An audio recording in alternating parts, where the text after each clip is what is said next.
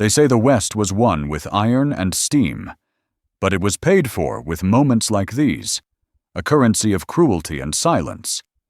They say a man's true nature is revealed not in a church, but in the dust of a street with a life hanging in the balance.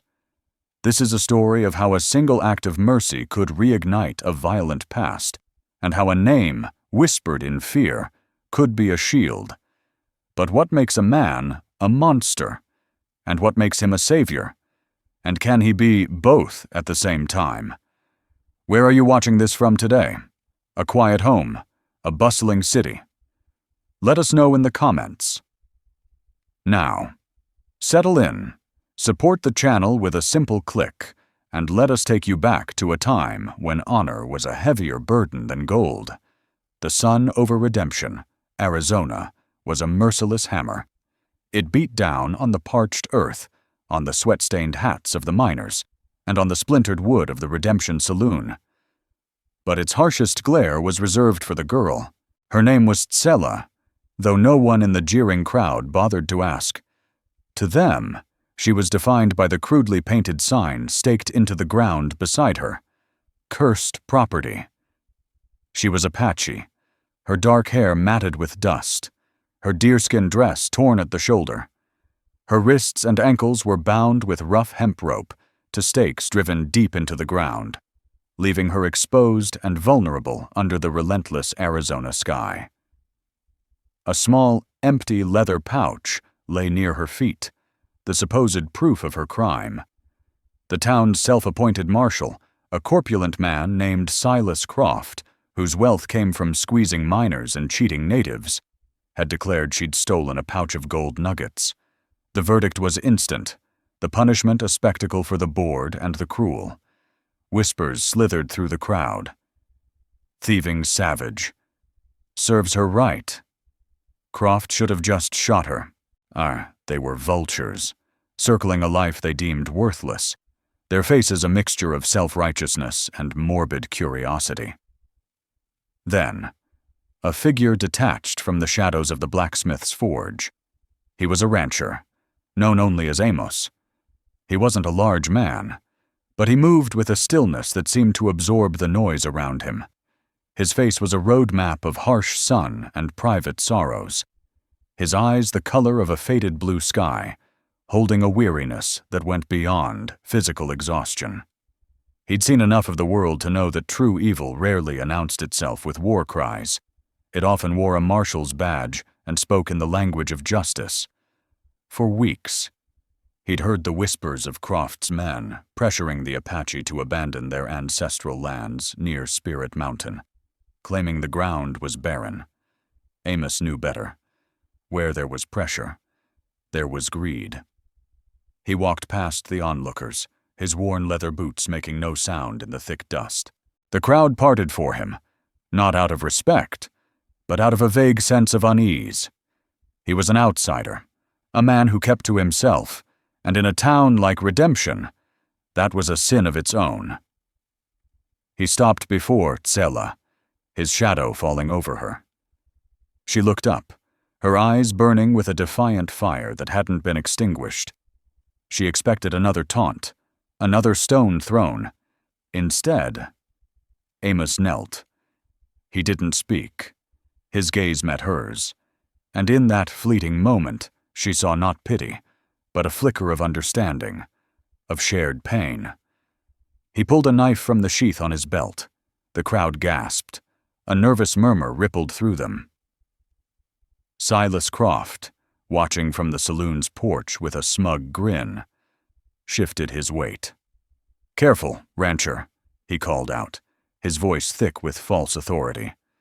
"That's cursed property you're touching." Amos ignored him.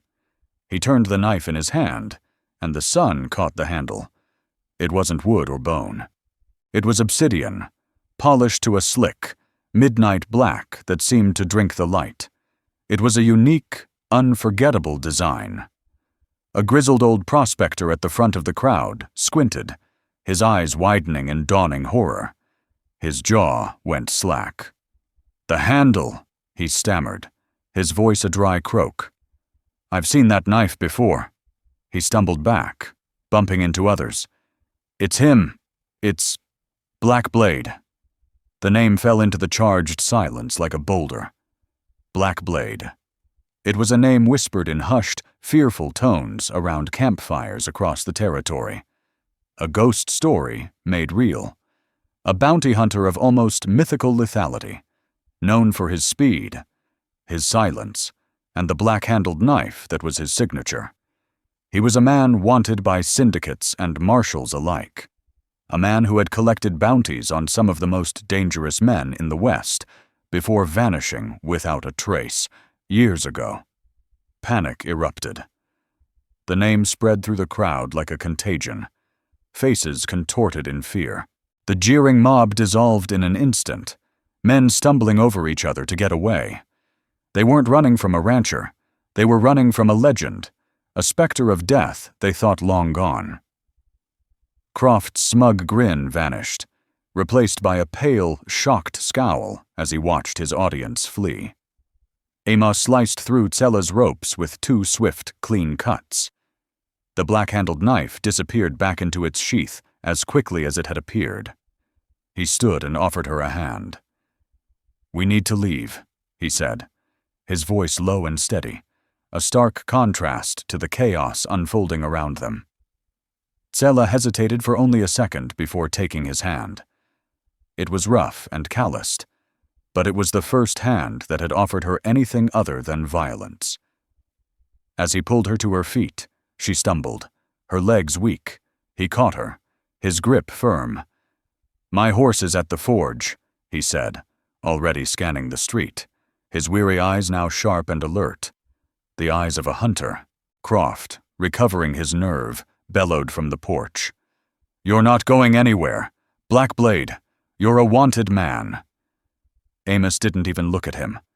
He was already leading Tsella away from the saloon, away from the sign, away from the life he had tried so hard to bury. The past was no longer a ghost.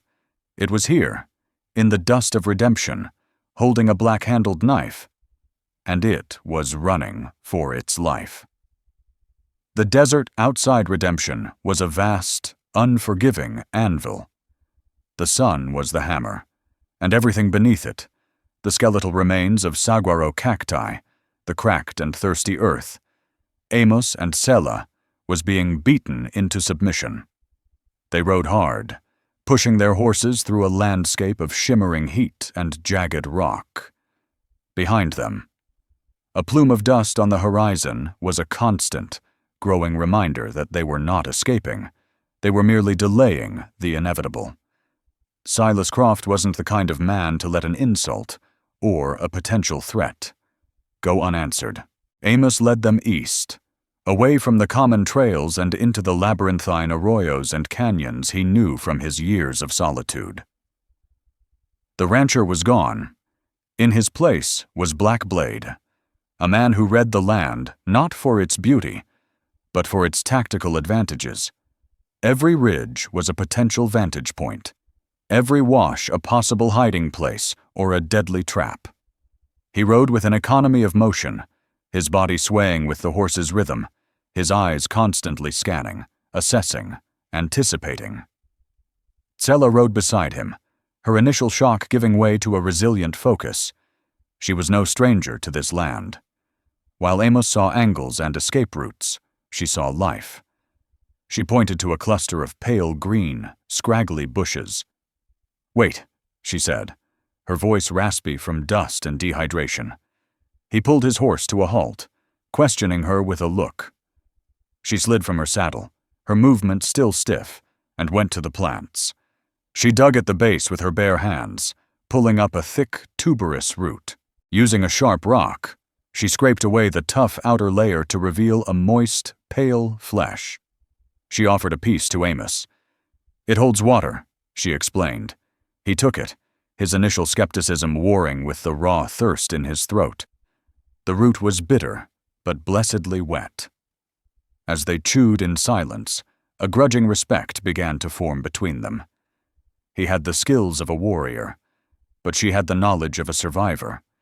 He knew how to fight the land's dangers. She knew how to ask for its gifts.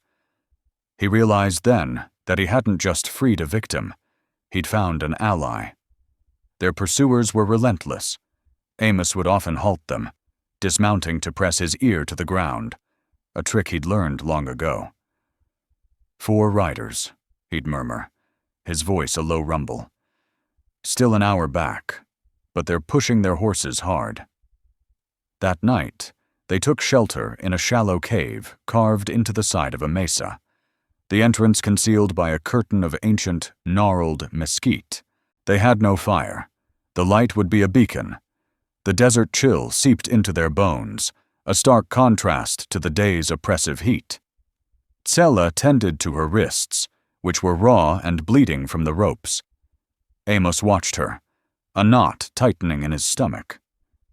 He reached into his saddlebag and pulled out a small tin of salve. He handed it to her without a word. She took it, her fingers brushing his. The contact was brief, but it sent a jolt through the cold air. "Thank you," she whispered.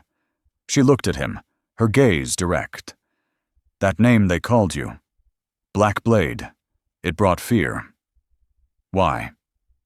Amos turned his face away, staring out into the vast, star-dusted darkness.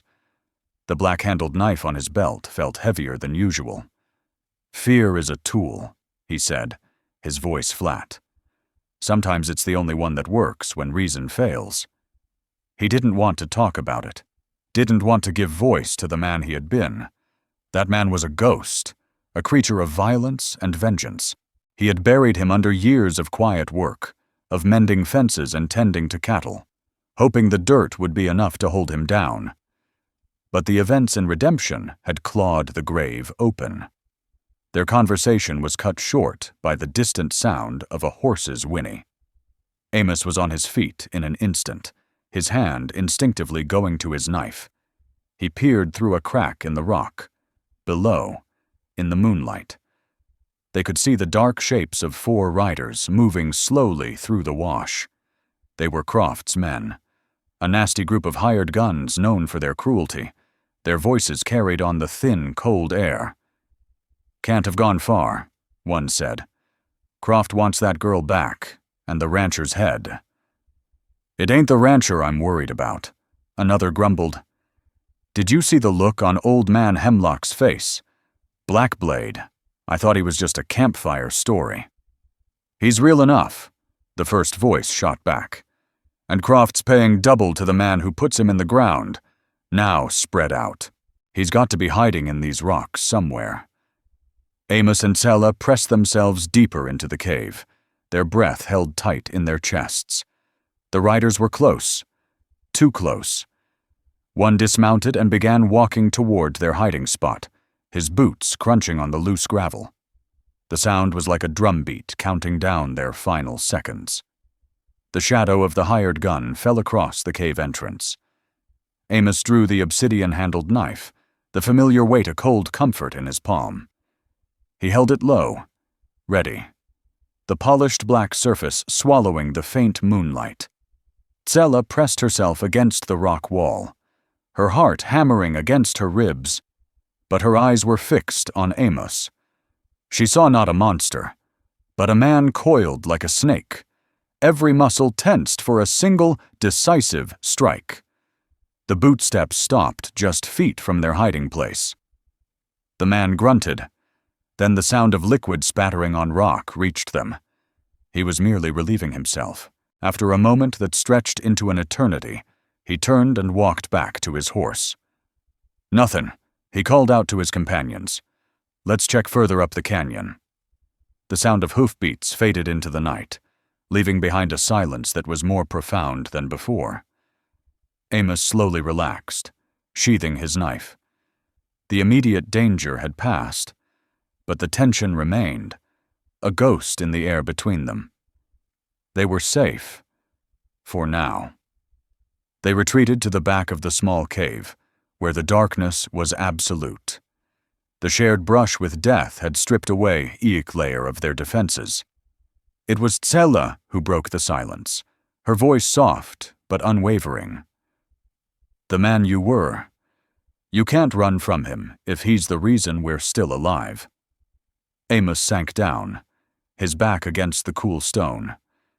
He was tired, a deep, soul-level exhaustion that had little to do with the day's ride. He looked at his hands in the gloom, hands that had built a life and destroyed others. "His name wasn't Amos," he began, the words tasting like ash. "It was Jacob. I had a wife, Elena, a son, Sam." He reached into his coat and pulled out a worn leather billfold. From it, he carefully extracted a small, faded photograph. Even in the dark, he knew every line and shadow by heart. A woman with kind eyes and a boy with a gap-toothed grin. "We had a small homestead north of the territories. Life was simple. It was good." His voice grew rough with memory. "A gang of outlaws came through. The Bridger boys. They weren't just thieves. They enjoyed the cruelty. They took everything we had. And then, they took them." He stopped, his throat closing around the words. The silence that followed was heavy with the unspeakable. The law was a joke, a corrupt marshal, bought and paid for. So, I went after them myself. Elena, she had a brother who worked with obsidian. "He made me this knife as a wedding gift, a symbol of strength," he said. Amos touched the handle of the weapon at his belt. "I used it to hunt them, one by one. I was no longer a husband or a father. I was just a vessel for vengeance. The papers gave me the name Black Blade. After a while, I didn't even remember Jacob. When the last of the Bridger boys was in the ground, there was nothing left. Just quiet. So I chose a new name. Amos, and a new life. I thought I'd left Black Blade in that unmarked grave with them." He tucked the photograph away, a sacred relic of a life that felt like it belonged to another man. Zella listened, her own history of loss rising to meet his. She saw the truth now. The gentleness of the rancher Amos was the man he was trying to be. The lethality of Black Blade was the ghost of the man he'd been forced to become. "My people have a story," she said, her voice a soothing balm in the darkness. "About Spirit Mtn. It is not just rock and dirt. It is the heart of our tribe, the place where the spirits of our ancestors reside. The gold Croft wants is just an excuse. He and men like him have been trying to drive us away for years. They say the land is cursed, that it is barren." She looked in the direction of the mountain, though it was miles away and hidden by the night. "They do not see the life it holds, the herbs that heal, the roots that give water, the history that gives us strength. The pouch of gold they said I stole. It belonged to my father. It was an offering for a traitor, a last attempt at peace, to prove we were not thieves." They were two people from different worlds, speaking of the same wound. He had lost a family. She was fighting to save hers. He had been consumed by a past he couldn't escape. She was fighting for a future she couldn't afford to lose. In the shared darkness of the cave, their individual sorrows began to weave together, creating a fragile tapestry of understanding.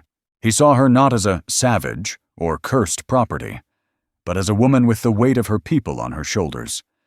She saw him not as a mythical killer, but as a man shattered by grief and trying to piece himself back together. "He will not stop," Zella said, her voice firm with certainty. "Croft, this is not just about a pouch of gold. It's about the mountain. He must believe I am the only one who knows the truth of his lies." Amos nodded, the weight of his old life settling back onto his shoulders. Only this time, it didn't feel like a shroud. It felt like armor.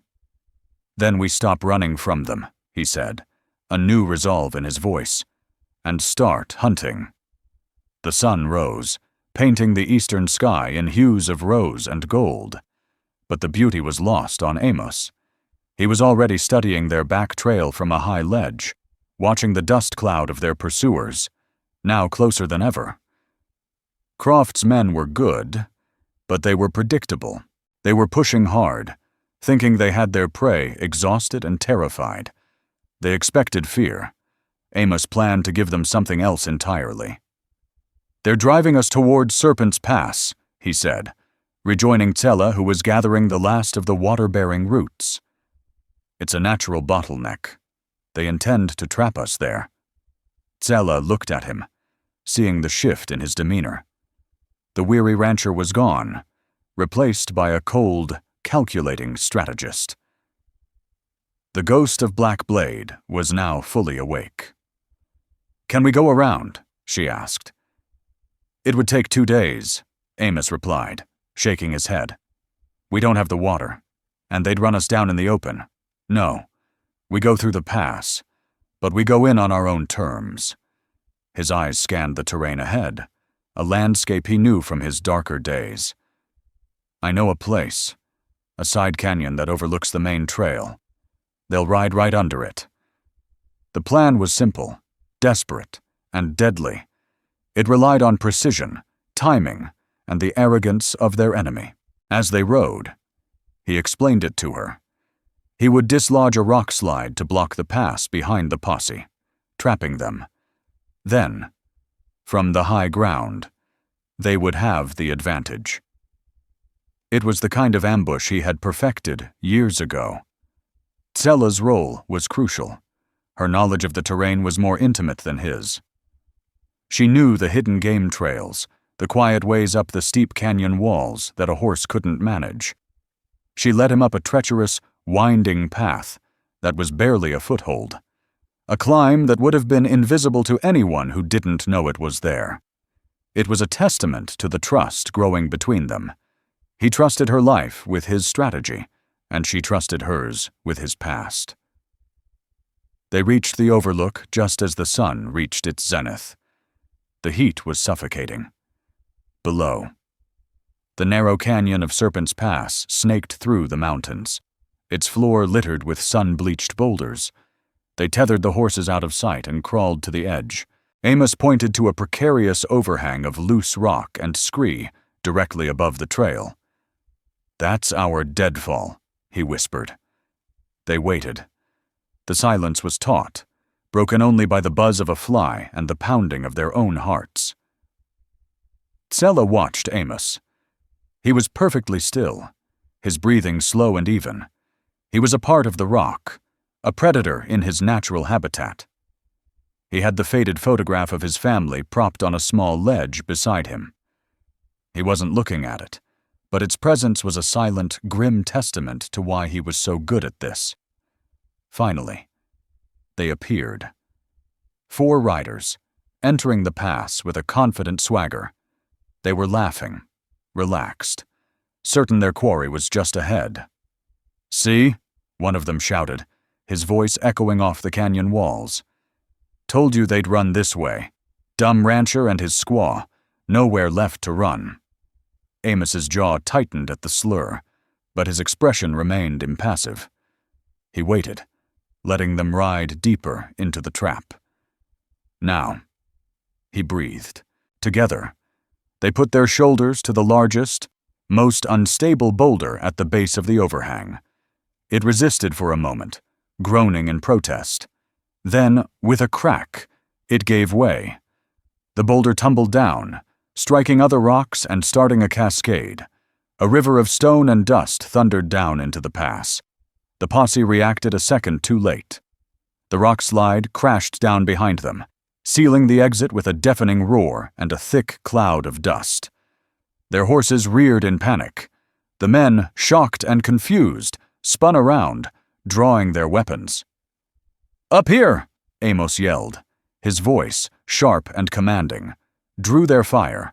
Bullets sparked and ricocheted off the rocks around him and Tsella as they ducked back. It was the distraction he needed. While the men were focused on the ledge, Amos had already unholstered his Colt. He didn't fire wildly. Each shot was deliberate, aimed not to kill, but to disable. His first bullet struck the rifle of the lead gunman, sending it flying from his hands. The second kicked up dust in front of a horse, making it bolt and throw its rider. Tsela, meanwhile, was not idle. Using a length of rope from her saddle, she had quickly fashioned a sling. She wasn't launching pebbles. She was hurling fist-sized rocks with startling accuracy and force. One struck a gunman squarely in the helmet-like hat he wore, dazing him. Another hit a man in the shoulder, causing him to cry out and drop his pistol. It was a chaotic, coordinated assault. The hunters had become the hunted, trapped and disoriented. One of them, more desperate than the rest, spurred his horse forward, trying to charge past the rockfall at the front of the canyon. Amos's final shot was a testament to his legend. He didn't aim for the man. He aimed for a small, precariously balanced rock spire just above him. The bullet struck it dead center. The spire fractured and collapsed, raining smaller stones down and blocking the forward path completely. They were boxed in. "Drop your weapons!" Amos commanded, his voice echoing with an authority that brooked no argument. "Or the next rock slide won't be a warning." Beaten, bruised, and utterly outmaneuvered, the hired guns slowly, reluctantly, let their pistols fall into the dust. They stared up at the ledge, not at a rancher and an Apache girl, but at the terrifying, lethal specter of Blackblade and his shadow. Part 5. Victory in Serpent's Pass was a reprieve, not a resolution. Amos and Tsela disarmed the 4 hired guns, leaving them with a single canteen of water and a long, shamefaced walk back to redemption. "Tell Croft," Amos said to the leader, his voice cold as canyon stone, "that the mountain is not for sale." As they rode away, Tsela tended to a shallow graze on Amos's arm, a souvenir from a ricocheting bullet. "They will send more," she stated, not as a question, but as a fact. "I know." Amos agreed. He guided their horses toward a little-known town called Haven, a dusty outpost nestled in the foothills, 2 days' ride away. Croft's a town marshal. His influence ends at the edge of his own dust ball. But this feels bigger. He's using hired guns, not deputies. He's spending money. To find out who's pulling his strings, we need information. And maybe an ally. His tone was hopeful, but his eyes were clouded with caution. "There's a man in Haven, an old acquaintance. Name's Jebediah Kane. He used to be a telegraph operator, knows all the whispers on the wires." The memory of the faded photograph in his billfold was still fresh. Seeking help meant trusting someone, and trust was a currency Amos had stopped trading in long ago. But their supplies were low, and their enemies were numerous. They had no choice. Haven was aptly named. It was a place for people who didn't want to be found. A collection of adobe buildings that seemed to grow organically from the earth. Jebediah Kane ran the general store, a cluttered establishment that smelled of dust, leather, and secrets. He was a wiry man with spectacles perched on his nose and ink stains on his fingers, a relic of his former profession. His eyes widened in recognition as Amos stepped through the door. "Jacob, by God, I thought you were a ghost." "It's Amos now, Jeb," Amos corrected him quietly. "This is Tsela. We're in some trouble." Over mugs of weak coffee in a back room, Amos explained the situation, leaving out the more personal details of his past, but making the threat of Silas Croft clear. Jebediah listened, nodding, his expression sympathetic. "Croftway, yes, I've heard the name," he said, tapping his fingers. "He's been sending a lot of coded messages lately, all routed through the territorial office. To a man named Barrows, head of the Great Western Mining Corporation." The puzzle piece clicked into place. This wasn't just a land grab by a petty tyrant. It was a corporate conspiracy. Croft was merely the hired muscle, using the stolen gold as a pretext to create conflict and drive the Apache from land that the corporation wanted. "Barrows is ruthless," Jebediah continued, shaking his head. "He wants the minerals under Spirit Mountain. An official government survey marked it as barren, but he must have done his own prospecting. He's trying to get the land for pennies before the truth comes out. He looked at them, a grim set to his mouth. You're not just fighting a town marshal. You're fighting a giant. You'll need more than a fast gun to win this.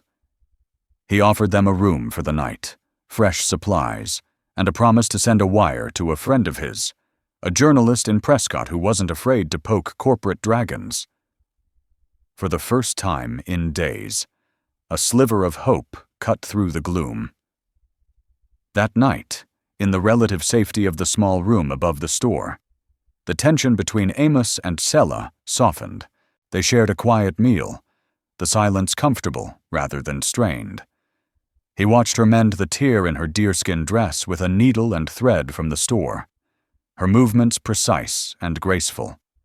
She was a creator and a survivor, a stark contrast to the destroyer he had been. He felt a protective instinct that had nothing to do with guilt or duty, and everything to do with the woman herself. But Haven's peace was a mirage. As dawn approached, Amos was jolted awake by a faint, rhythmic creak from the floorboards outside their door. It was a sound he knew well, the sound of someone trying to be silent. The ghost of Black Blade was never truly asleep. He slipped from his cot, the obsidian-handled knife appearing in his hand as if by magic. He motioned for Tsella to stay quiet, his eyes wide and alert in the pre-dawn light.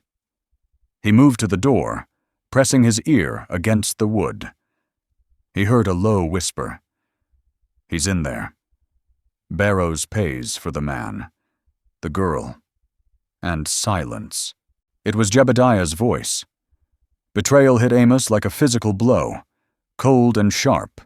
Their ally, their one hope, had sold them out.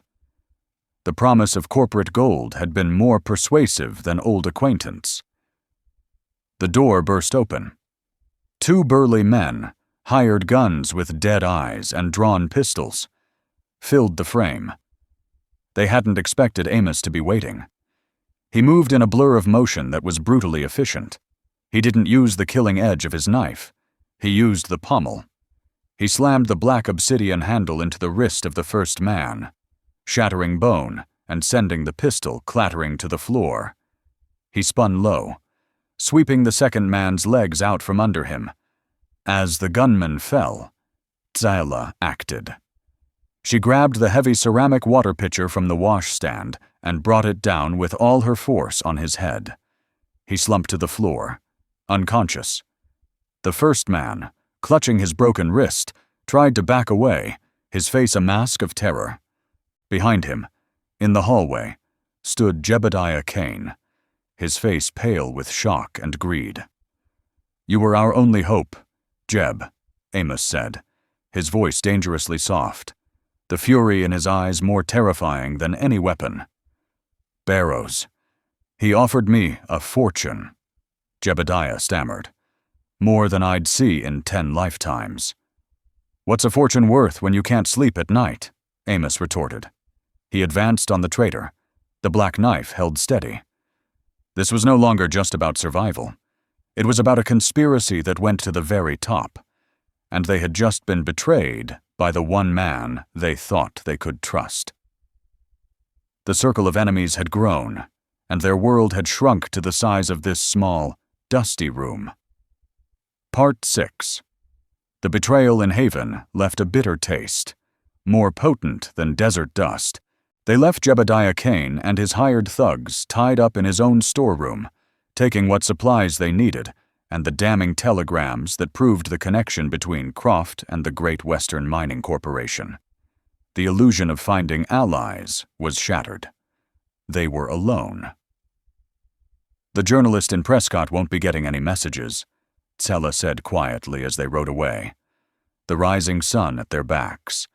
The hope of the previous day had evaporated. "No," Amos agreed, his jaw set like granite. "There's only one place left to go. The one place this all started."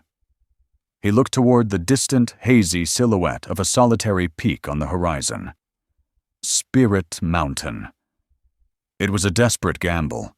They were riding into the heart of the conflict, to the very land the corporation wanted. Croft would expect them to run, to hide. He wouldn't expect them to ride directly toward the prize. But time was running out. The telegrams revealed Barrows was sending his own security force to occupy the mining claim, using Croft's fabricated conflict with the Apache as the legal justification.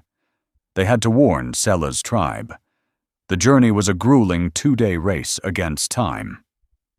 They pushed themselves and their horses to the limit, the urgency a constant spur. During the ride, the last of the barriers between them crumbled. They spoke of the futures they had once dreamed of, his a quiet life watching his son grow, hers a peaceful existence as a healer for her people. They were dreams stolen by violence and greed, and in sharing them, they found a common purpose that transcended survival. Amos found himself looking at the faded photograph less and less. The past was a part of him, but it was no longer the only thing driving him. Now, Sella's future mattered just as much. As they drew closer to the mountain, the landscape changed. The barren rock gave way to sparse vegetation, then to stands of hardy piñon pine and juniper. Tahila's demeanor shifted. This was her home. A quiet confidence settled over her. She was no longer just a fugitive. She was a guardian returning to her charge. They arrived at the Apache camp, nestled in a hidden valley at the base of the mountain as dusk was falling. It was a place of quiet dignity, the air filled with the scent of wood smoke and roasting corn. But their arrival was met with suspicion. Warriors, their faces grim, surrounded them with drawn bows before Sella could even dismount. An older man with a face like carved oak and eyes that held the wisdom of generations stepped forward. It was Sella's father, the chief, Nachai. His gaze was hard as he looked at Amos, taking in the non-Apache clothes, the weary face, and the menacing black-handled knife at his belt. "My daughter," Nachai said in his native tongue, his voice strong. "You return with an outsider, the one who started this trouble." Sella stood tall before him, her voice ringing with conviction. "Father, this man, Amos, saved my life. He is not our enemy. He was a stranger in a town of jackals. It is Silas Croft who is the Serpent, and he has a master, a mining corporation that means to steal this mountain from us." She presented the telegrams, explaining their meaning, her words tumbling out with urgent passion. Nachai listened, his expression unreadable. The elders of the tribe gathered, their faces a mixture of doubt and concern, an outsider's word, backed by strange papers against the clear threat of armed men. "We have seen many like him," one elder grumbled, gesturing toward Amos. "Men who speak with a forked tongue. He carries the weapon of a butcher." The weight of their suspicion fell heavily on Amos. He was Black Blade, the killer. How could they see him as anything else? He knew he had no right to ask for their trust. Instead of defending himself, he unbuckled his gun belt and let it fall to the dust. Then, he drew the obsidian knife. A murmur of fear went through the warriors. Amos did not hold it as a weapon. He reversed it, offering the handle to the chief. "This knife has taken many lives," Amos said, his voice clear and steady, his gaze meeting Nachai's. "It was born of grief and rage, but in redemption, it was used to cut ropes of injustice. In the desert, it helped us survive. And at Serpent's Pass, it was used to defend, not to kill. A tool is what its wielder makes it. I am not the man I was. I ask for nothing, but Sella speaks the truth. An enemy is coming. I offer my skills, not as Black Blade, but as a man who wishes to see a future where families are not destroyed by greed." He placed the knife on the ground between them, a gesture of ultimate surrender and trust. He stood before them, unarmed and vulnerable, his fate entirely in their hands. Nache looked from the knife on the ground to his daughter's pleading eyes, and finally to the quiet, profound sincerity in Amos's face. He saw the scars of a violent past, but he also saw the glimmer of a redeemed soul. He bent slowly, picked up the knife, and handed it back to Amos. "The spirits of this mountain know a man's heart," the chief declared, his voice echoing through the valley. "They have tested yours. You will fight with us." The dawn broke over Spirit Mountain, not with the gentle promise of a new day, but with the cold, hard glint of a rifle barrel. Scouts reported that Silas Croft, bolstered by a dozen of Barrow's well-armed corporate security, was advancing on the main pass leading to the disputed mining area. They were not coming to negotiate. A council of war was held in the heart of the Apache camp. There was no panic, only a grim, quiet determination. Nachai, Tsela, Amos, and the tribe's lead warriors gathered around a low fire, using a stick.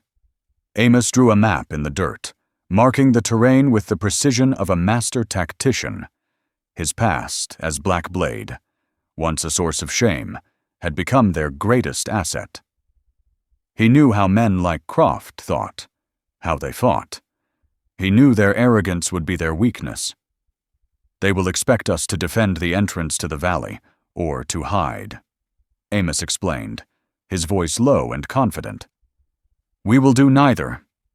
He pointed to a series of high, narrow ridges that flanked the main approach to the mine. "We fight them here, on our terms. We use the land as our weapon. We bleed them, confuse them, and break them before they ever reach their prize." Tsela stood beside him, translating his strategy, adding her own knowledge of the hidden paths and cliff faces. They were a unit, their minds working in concert. The Apache warriors, initially wary, now watched Amos with a newfound respect. They saw the wisdom in his plan, a strategy that valued cunning over brute force, a way of fighting that mirrored their own. Nachai gave his assent. Amos was no longer an outsider. He was a war chief for a battle he had never sought. As the warriors prepared, painting their faces and checking their weapons, Amos found a quiet moment with Tsela. He took the faded photograph from his billfold. For a long moment, he stared at the smiling faces of his wife and son. Then, he gently tucked it into a small pouch Tsela wore at her belt. "Why are you giving this to me?" she asked, her voice soft.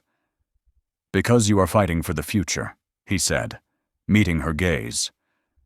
"And they," he nodded toward the photo, "are the past I am finally at peace with. I'm not fighting for vengeance anymore. Tsela, I'm fighting for this." His gaze swept over the mountain, the camp, and rested back on her. The battle began not with a charge, but with silence. Croft's men marched into the canyon, confident and loud. They found the path to the mine eerily empty. Their arrogance grew with every step. Suddenly, from the cliffs above, a single arrow flew, embedding itself in the dirt at Croft's feet. It was a signal. Then chaos erupted from all sides. The Apache attacked. They were not a single force, but a dozen fleeting shadows. They would fire a volley of arrows from one ridge, only to disappear and reappear on another. Their movements swift and ghost-like. Boulders, prepared and waiting, were sent crashing down, splitting the corporate force, sowing confusion and fear. Amos fought alongside them, a phantom moving through the rocks. He used his rifle not as a tool of mass slaughter, but as a scalpel.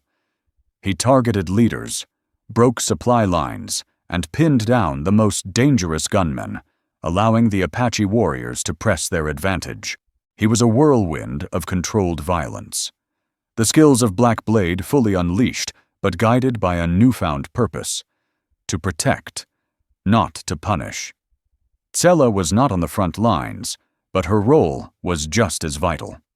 She commanded a group of younger tribe members, coordinating signals, directing warriors to weak points in the enemy line, and ensuring the complex, multi-pronged ambush flowed as one.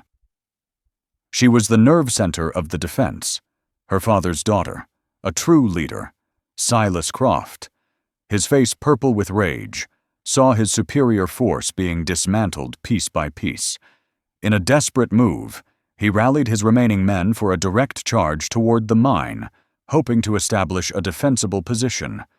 It was the moment Amos had been waiting for. He met Croft's charge head-on, appearing from behind a rock outcropping as if from the earth itself. The two men faced each other, the architect of the conflict and the ghost who had come to end it. Croft raised his pistol, but Amos was faster.